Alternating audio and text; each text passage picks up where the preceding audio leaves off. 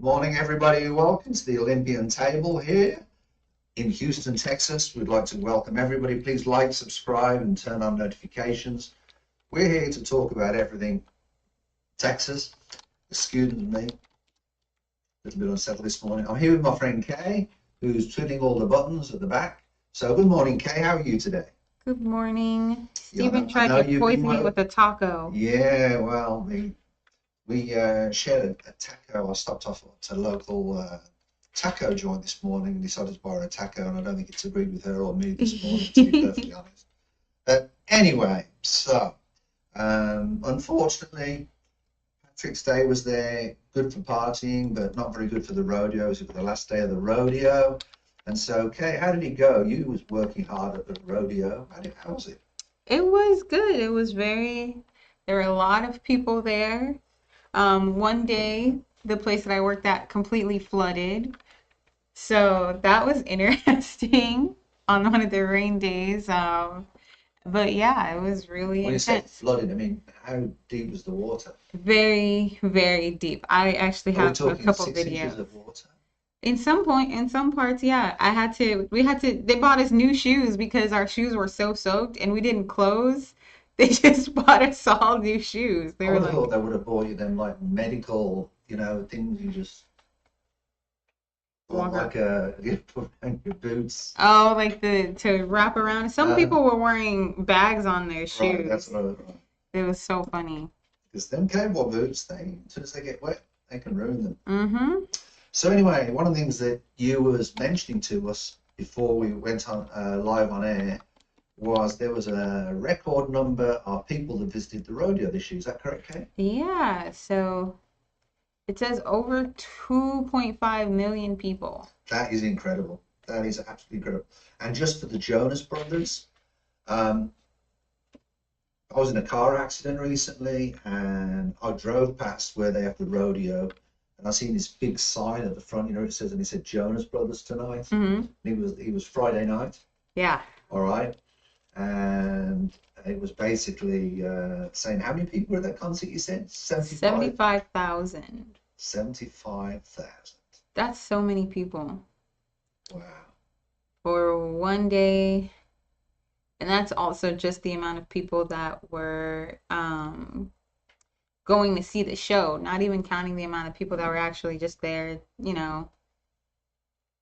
to be at the actual rodeo. Yeah, the official rodeo numbers for this year were 2,553,000. No, sorry, 2,553,185. 185. Yeah. It was only open for 23 days. 2017, it was 2,611,176. So that's pretty close. All they needed were like a couple thousand more, and they would have beat the 2017 record. Right. I wonder who was performing then. And the biggest number they had apparently was Nickelback. Oh, really? The biggest people they had in attendance for a show was Nickelback. Hmm. Because they was there this year, wasn't they? Yeah. For the March 15th performance. So, even as heavy rain, wind and rain and hail caused the festival's midway to be shut down. Were you just talking about that, guy? Yes, um it was crazy. Do you know what I'm amazed at over the years, though? Traditionally, the rodeo had a lot of country and western singers. Mm-hmm. It seems to have moved over to more of, the middle of the road stuff now. Yes. More modern stuff. I mean, I'll never forget when I went to the rodeo back in, it was actually, that's how long it's been, because, when your kids grow up, there's no need to go on the fair and everything. But even before I got married, I went to the rodeo and I watched George Strait. Who was the other one? Boot Scoot and Boogie. Who was that? George and Don, was it, or something? I've never been into country music as such. But I mean, to be perfectly honest, They I have, enjoyed it though. I enjoyed it. I enjoy all the rodeo stuff. I'm not saying the mutton busting is the most incredible thing. Some people think it's cruel, but I think it's pretty cool to see these little kids hanging onto sheep, run as fast as they can in their time to see how long they can hold on to this sheep. mm, yeah, I think that as far as all of the musical performances, I would say like at least half are still country music singers, but yeah, they have a lot of The different last people. one actually I went to thinking of it was Taylor Swift. Oh, at the rodeo? Yeah, Hmm. when she was at the rodeo, when in her early years, and I was very impressed with her then. Still impressed with her now. Actually, more than impressed with her. She's absolutely phenomenal. Uh, anyway, so what else we got? What we got next on the list? We're sort of keeping it short today. We've had some people that have been sick, and we told them to stay at the office. We don't want to see them. We have celebrities are going broke. Speaking of, maybe not the ones that were at the rodeo because they probably made a ton of money,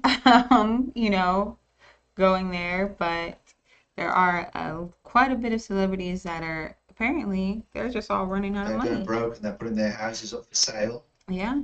because they're having problems paying the mortgage, and they've overstretched their budget. All the insurance costs have gone up and everything else. Yep.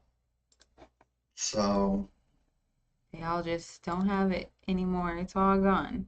yeah. So let's see.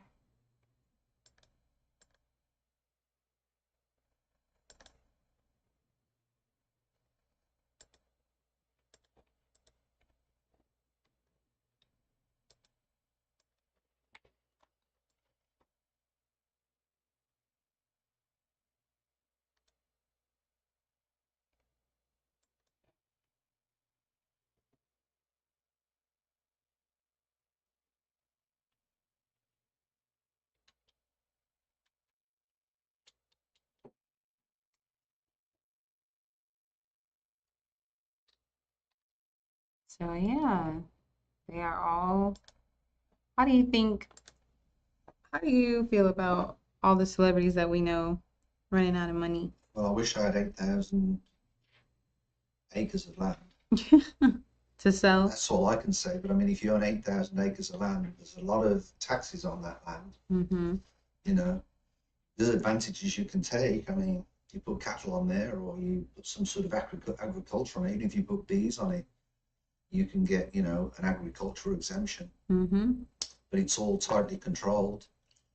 What you put on it, I mean, you can't just put a beehive on it and then have 8,000 acres and say, well, there's my ag exemption. That's why I think you need, professional management in that position. I think that might be part of the problem with some of these. But I think they overextend themselves, and we had a video the other day on the Texas real estate show, and it had about these realtors that were, I think disrespecting, properties, lying down, using the foul language that they did.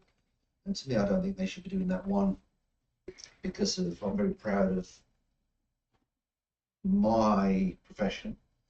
And at the same time, I think you've got to know how to manage properties, whether it be your own property that you live in, or whether it be, you've got to know how to manage the property. You've got to, pay people to manage the properties. But I mean, some of them don't even know what they're getting involved in. They just buy it because they're buying it for clicks.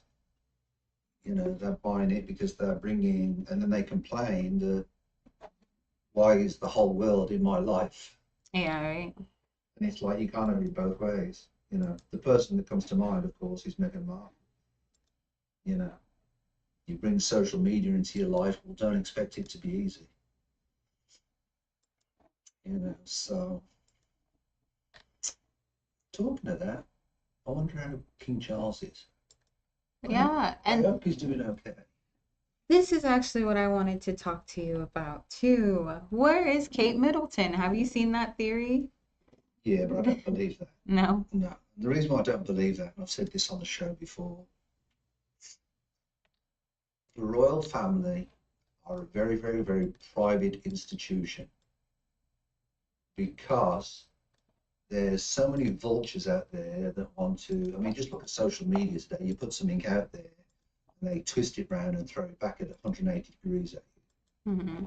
You know, perhaps we're part of the problem on this show. That I personally, we've been lucky enough to. I've been lucky enough anyway to, to meet some of them. But to be perfectly honest, I think that. I think they're just very, very private people. I mean, they have, they have media departments for the different members of the members of the family. Mm-hmm. I just hope that Katie's at 60, Yeah. because she is loved by the British people. And I think Meghan, at one point before she started a media career, was loved by the British people, regardless of what is said and what's ever been said about any racial issues. I thought there was a lot of people, but as soon as, if you attack somebody, the British people, which basically is what she was doing, although they see that they were sort of defending themselves from the royal family, what they was actually doing was attacking the British people. But I think, I just hope that Prince Charles is doing well. And I do wish him well. He's served us well. Unfortunately, he didn't take the throne until his later years. But Queen Elizabeth is, a legend in everybody's mind. Anyway, do we have anything else to talk about today? I know we was looking at keeping it short. No. Because we've got some things to discuss after this.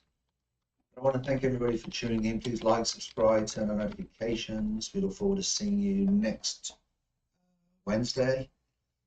We will see you between 10:30 and 11:15ish. We're always late. We can never make it on time. We're too busy eating tacos and cheers and everything else, talking about the show before we come on. So we'll see you same time, same channel,